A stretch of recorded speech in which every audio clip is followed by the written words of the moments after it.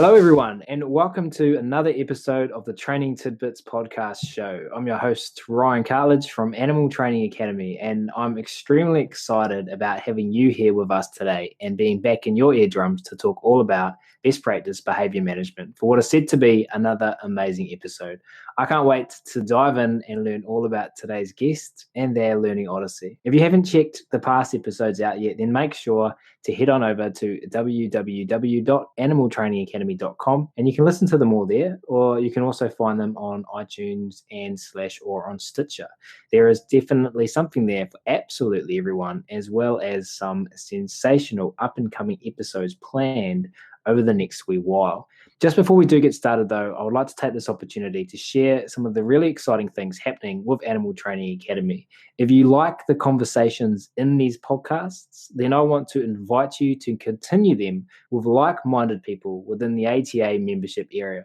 Some of the ingredients of the membership include a forums with hundreds of training videos and projects where together the community helps problem solve different training situations. We then have the private Facebook group where we share animal training successes, members updates, and relevant content from the web. On top of this, we have WhatsApp chat groups with separate group chats for horses, dogs, cats, birds, exotic animals, and more. Via these groups and direct from your smartphones, you can engage in text message-based conversations with an international community of positive reinforcement animal trainers. And then to top it off, we connect live twice a month in members-only live web classes, where we dive even deeper into the topics you learn about here. To find out more about membership and how you can join the community and carry on the conversation, visit www.animaltrainingacademy.com and click the membership button in the main menu. But now, on to today's guest, one Haylee Ellis. Haylee joined APOPO, landmine and tuberculosis detection rats in April 2015 after receiving her master's degree in behavioral psychology, focusing on animal detection, learning and technology. She also holds a certificate in veterinary nursing, and previous research includes behavioral ethology, welfare, and human and animal interactions. She is currently completing her PhD through Waikato University in New Zealand in collaboration with APOPO. Her research focuses on investigating variables that affect rat detection, accuracy, and learning. So it's my very great pleasure to welcome one Haylee Ellis to the show today. Haylee, how are you? I'm good, thank you. You're welcome, and it is really great. I love it when we do podcasts with New Zealanders. We don't do it often, so I'm excited. Excellent. I'm going to dive straight into the first question today, Haylee. Could you please take us back and explain for everyone listening what inspired you to get involved with animal detection learning research, and a little bit about your academic journey from figuring out that this is what you wanted to do, which led you to studying preference assessments and discrimination training with African giant pouch rats in Tanzania. Right. I originally trained as a veterinary nurse, so I was working hands-on with animals, looking after their health, and I kind of got coerced back into university, so to speak, by a few good friends. The Waikato University has a really great animal welfare and behaviour lab, so I got really involved with that and the various species there. I actually found out about APOPO by chance over the internet, and I said to my supervisor at the time, that's what I want to do. How do I go about doing that? So that's how I ended up doing my master's with visual discrimination with chickens. But that was all a means to an end to get me over to Tanzania and start working with these giant rats that I was so excited to hear about. Yeah, really cool. Can you tell us a little bit more about your master's? And you said you did visual discrimination in chickens? Yeah, so it's actually like quite an interesting wee operant chamber. We had a screen at the back and we would show videos of squares moving, either not touching each other or touching each other. And we were trying to see if chickens can discriminate motion just based on parallax. So motion parallax is how objects move past each other at varying speeds depending on how far or close they are from the observer. So we were trying to emulate that with a screen and with these chickens, and if the chickens saw 3D motion via this motion parallax, they would press the red button, and if they didn't, they would press the green button. It was really interesting, Masters. I think a lot of that was because the technology was so interesting. We had to create this operant chamber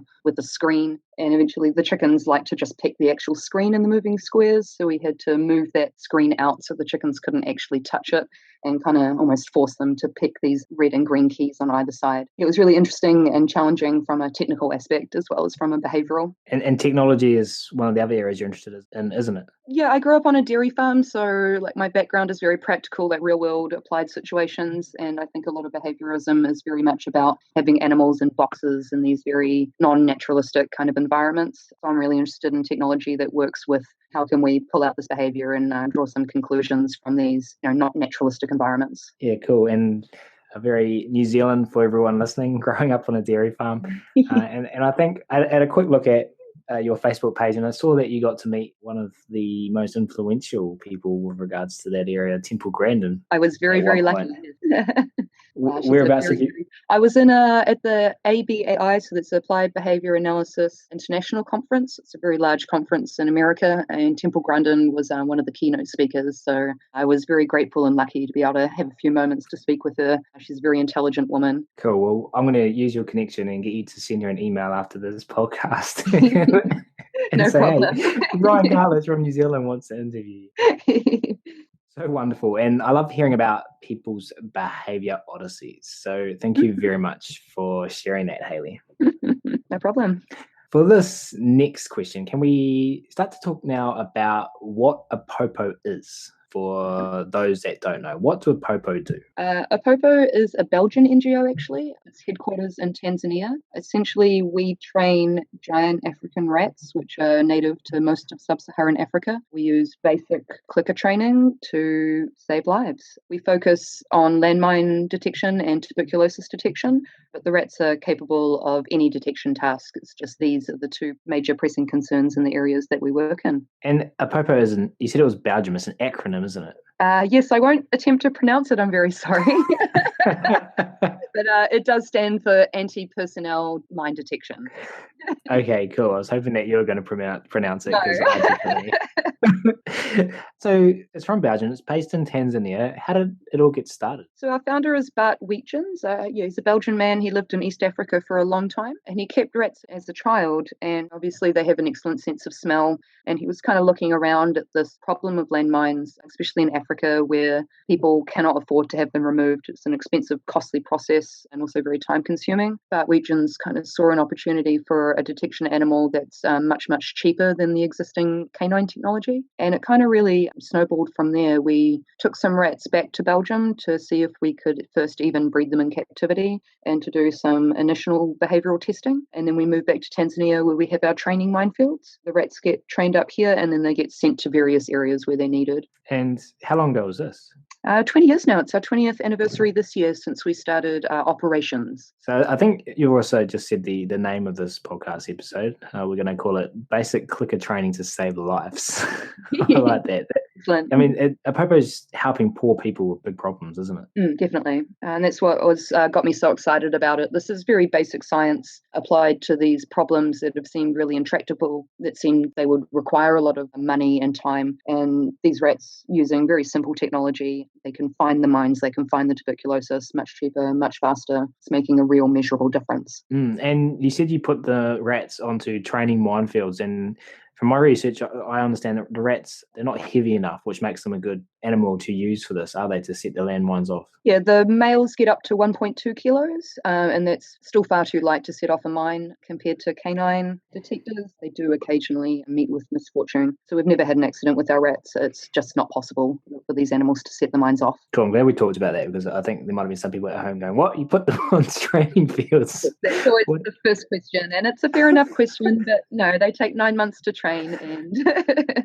And you call these rats hero rats, don't you? Yeah, we call them hero rats. Obviously, from the human's point of view, it's a very dangerous and difficult and tiring job. These rats work extremely well for an extremely long time. And we put a lot of effort and time into our animals. They all have names. They're definitely not getting sent out onto minefields to get blown up. And additionally, you guys are getting the locals to be trainers, aren't they? You're not bringing in animal trainers from overseas to train these rats up. These are just locals training the rats and working for APOPO. Yeah, that was another thing that really got me excited about APOPO in the first place. Any of our rats can be operated by someone with 2 years of primary school education. The whole point is this: we're trying to create resilience and economies in communities, and that definitely involves hiring locals. We also try to hire as many women as we can, but definitely most of the trainers I worked with had a very low level of English, maybe not necessarily a lot of other employment opportunities. So we have a really dedicated staff. It's been really impressive working with these trainers. So low levels of English, but they spoke giant pouched rat. They spoke Most assuredly. with a clicker and some banana in their hands. Is that what? Exactly. It's very low tech, especially with the landmine training. It's essentially just a field, a rope, a clicker, and a banana.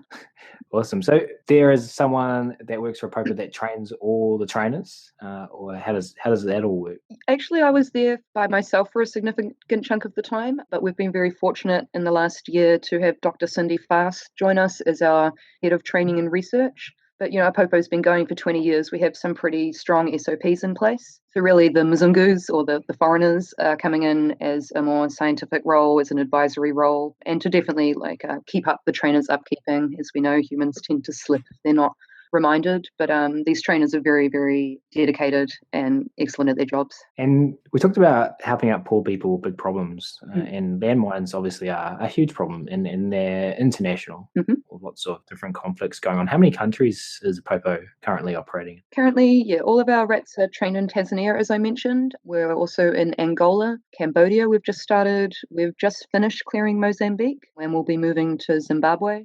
On top of the landmine clearing, as we've already mentioned, the rats are also helping out with tuberculosis, a big issue in Tanzania and these other countries. Yeah, tuberculosis, maybe your listeners will know it as consumption.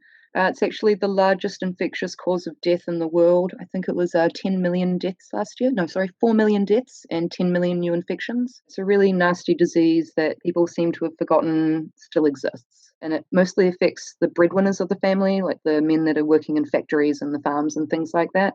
So they become incapacitated, they bring that home to their family, and then everyone kind of gets sick. The problem with tuberculosis is it's incredibly difficult to diagnose. We have human technicians looking at sputum samples from the lung under microscope, but obviously maybe their equipment isn't very good, they're incredibly overworked, so their sensitivity is only about 50%. But even humans can detect tuberculosis on the breath in advanced cases. It kind of smells like a tarry odor. So what we've done is train rats up to detect that particular collection of volatile organic compounds that's emitted by the bacteria that causes tuberculosis. And the rats are much more accurate and much, much faster. So I'm more excited about the tuberculosis program, to be honest. It's my area of what I mostly worked in.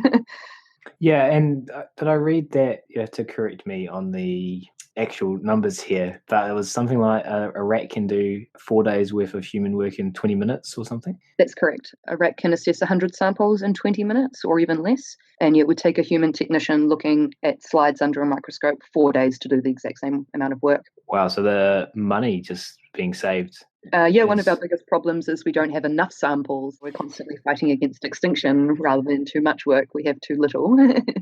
Now, we've spoken about some of the reasons why rats were chosen for this work over canines, one being they're light and they're not going to set the mines off. That's with regards to the mine training anyway.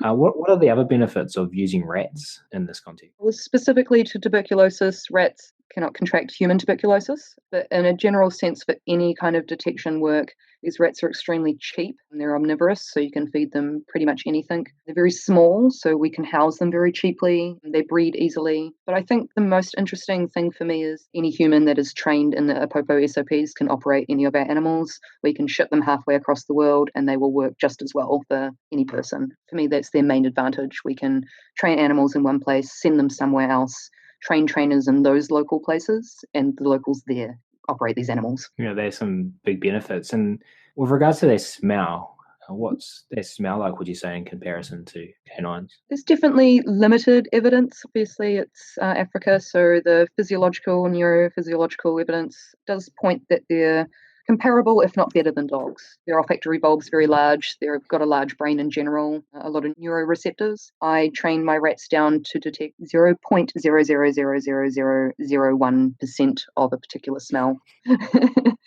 That's mind-boggling. Yeah. Yeah, definitely comparable to dogs, if not better. Hey, fantastic. And thank you so much for sharing that. That was a lot of fun to learn about. For our next question, I wanted to talk specifically about the training of a TB detection rat. I read on the website, and I think you already mentioned it, it takes about 9 months. Mm-hmm. So we breed our own animals. They're kept with their mother until 6 weeks of age, and then we handle them between 2 and 4 weeks and get them really habituated to humans, different sights and smells, so we can pick them up and kind of handle them. After that, we get a single tuberculosis positive sample that's also been indicated by other rats. So that's kind of like a safety guard. This positive sample's been found positive by the clinics. As we know, they're not particularly accurate, so we have the rats indicate as well as a backup. So we've got the most positive sample that we can find, like a confirmed true positive, and we just teach a nose poke response over that sample in a cage with holes in the bottom of the floor. So we place a positive sample under one of these holes. The rat just has to keep its nose in that hole for 3 seconds. The trainer clicks, they run to the end of the cage and get some food. So it's a very basic tuberculosis smell, keep your nose in the hole, click, feed. Once they've kind of got that behavior, we start introducing negatives and training up this discrimination response. The rats can only pause over the positive sample and not the negatives. Once they have demonstrated that they're relatively accurate, we just increase the complexity, increase the number of samples, and make it a more and more difficult task until we consider these rats operationally accredited within 9 months, at least 90% accurate and 90% specific. So that means they're rejecting most of the negatives. That makes sense?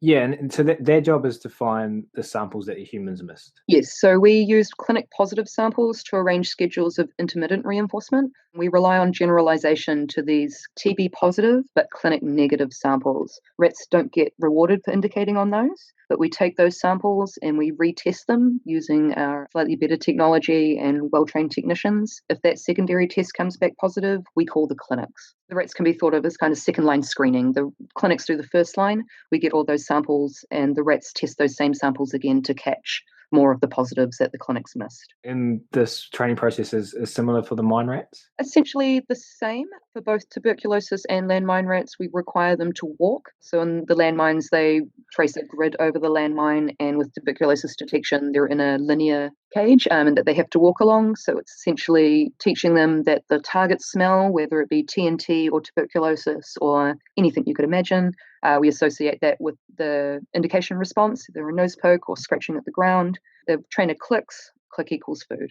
And do any of the rats ever fail the accreditation process? What's the graduation rate like? Our graduation rate has fluctuated over the years. I think now probably about 70 or 80%. And that's definitely something we've been working on to get this at 100%. There's no reason why a rat can't do it. We are an NGO, so we do not put our animals down. They get retired and used for photo opportunities and things like that.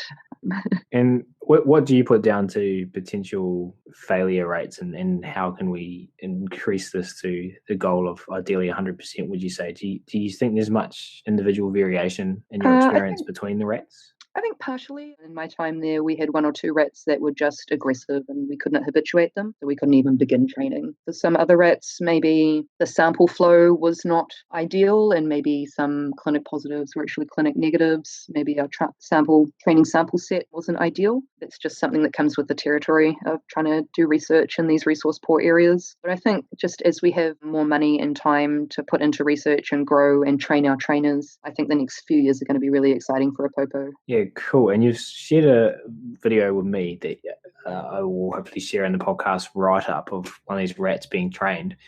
There's really a lot of cool videos floating around online of APOPO, though. I've seen quite a few of them. Is there anywhere in particular you can direct people to go check out some of these vids? I believe APOPO has a YouTube channel, and also APOPO has a website, www.apopo.org, and like latest press releases and stuff like that is updated constantly on the website if you want to see like the latest videos. All right, fantastic. So I'll put a link to the APOPO website, try to find the APOPO YouTube channel, and also embed the video you shared with me in the podcast right up, so you guys can go and check that out. Hey, I know that everyone listening is going to be absolutely loving this, so thank you very much for sharing everything so far, Haylee. No We're worries. gonna on because I was hoping to dive a little bit deeper now into your personal PhD research. Can you walk us through this? Sure. My supervisor says I should be able to sum up my PhD in 2 sentences. Essentially, my PhD involves how do we train an animal to detect a stimulus when we are not able to detect the stimulus. So, with things like lights and sounds, we can program that via a computer, and we know we are showing this animal a wavelength of 230 per se. With odor, it's not possible to do that. So, essentially, I've been using scents commonly used in the fragrance industry, like rose and lemon and things like that, diluting them down. And then we can train our animals using the same protocols that we use for our operational rats, but not having to worry if our positives are truly positive or our negatives are truly negative. So essentially, my PhD, I trained up some of these rats using APOPO's protocols, but these controlled scents. I tried to find the lowest concentration at rats wouldn't work. I think I mentioned that number before. Yeah, just essentially investigating variables that might be thought to affect their accuracy. The penultimate experiment of my PhD, though, is investigating peak shift. I'm not sure how familiar your listeners will be with that. Essentially, if you train an animal on a particular stimulus, say 50% strength, and you then present an animal with a range of scents from 0 to 100, the most responding will be over that 50%, where the rat had previously received reinforcement. What happens if we still reinforce at 50%, but never reinforce at 20%? Responding should shift away from 50% and up over to 60. We've taught the rat that low concentration is bad and higher concentration is good. Theoretically, the animal should shift their responding to an even stronger stimulus. What we've found operationally with our tuberculosis detection is that because the clinics are so insensitive, they're saying a sample is a very strong concentration, but it's actually a weak concentration. They're saying that some samples have zero concentration, i.e., they're tuberculosis negative, but they actually have a low concentration. So we may be training our tuberculosis rats on these high concentrations, never reinforcing them for low concentrations, and we're actually shifting their responding behavior away from the low concentrations, i.e., the samples that clinics have a hard time finding. I'm still analyzing my data, but it does seem that rats do exhibit this peak shift behavior with odor, which people haven't really managed to show before. Fingers crossed the numbers all work out. Yeah, right. So we're potentially missing out on some samples of people who do have tuberculosis just at very low levels. Yes, so the clinics are finding the tuberculosis that's present in high numbers. People that are going to these clinics are already coughing, they're already sick, they already have a high number of bacilli. It's the people that are going, they don't feel particularly sick. The technicians can't find bacilli in their lungs, but they do have it. They're going home and infecting people. Those are the people we want our rats to find, these low concentration. But if we can't train them on those long concentrations because the clinics can't find them, how do we go about shifting their behavior towards that? So how do we go about shifting their behavior towards Yeah. that?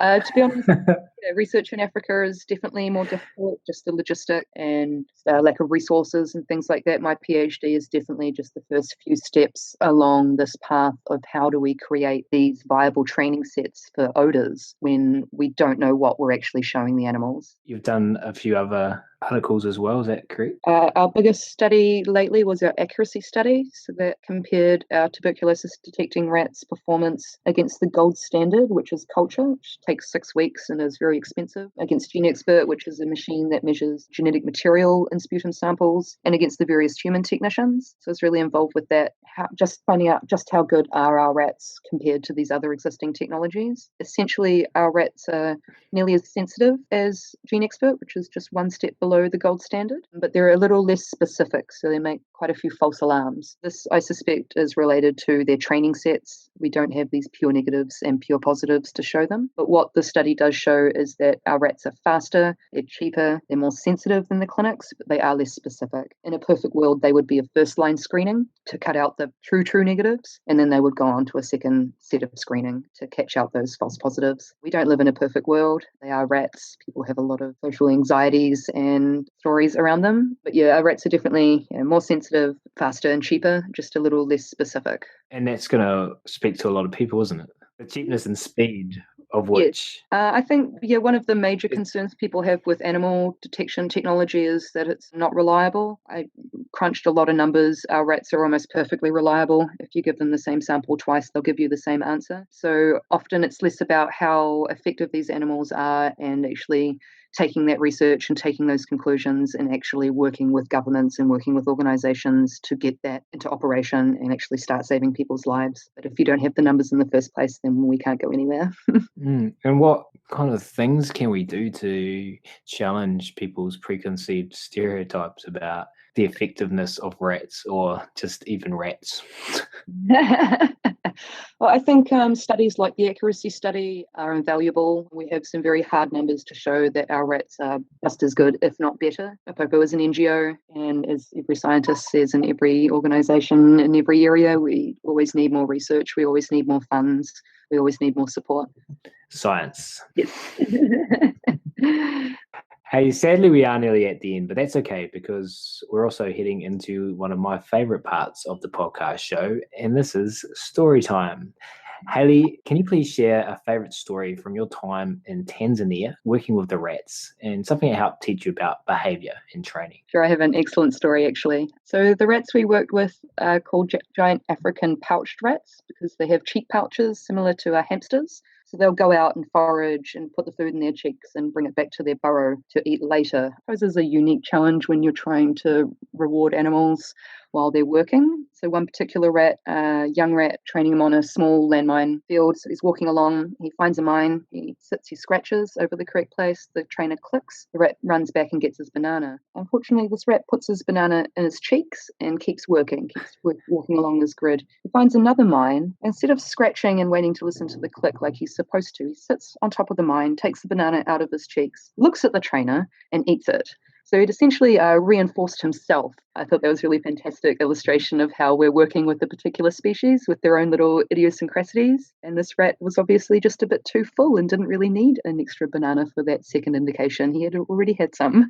Lay people that come and see them, they comment about how they're not very rat-like. They definitely got a very rich behavioural repertoire, like a lot of different behaviours. And there's a few standout superstar workers that are really got their Protestant work ethic going on. But I definitely think the work in and of itself is reinforcing. Yeah, cool. So for everyone listening to this podcast, you mentioned numerous times there are some challenges of working in Tanzania and being an NGO. How can people listen to this podcast help out? I saw on your website you've got something called Hero Gifts. Mm-hmm. So you can buy APOPO merchandise. I think we have t-shirts and keychains and things like that. We also have a program called Adopt a Rat where you can actually give us some money and we'll send you updates on a particular rat, how that rat's doing, how many lives that animal's saved that week, things like that. We are an NGO, and if you want us to keep doing good science, you should give us money. and you can also kind of purchase a rat house or something, can't you? And provide that kind of support by just providing funding for basic things like housing. Definitely, yeah. Like APOPO's finances are very transparent. You can look it all up on the website. Yeah, any donations, goes to food, bananas, and sticks for the rats to chew on. The rats sleep in clay pots. They tend to break every year. So your money goes towards making these rats happy and healthy and comfortable. We find enriched rats tend to work better. It's generalizable.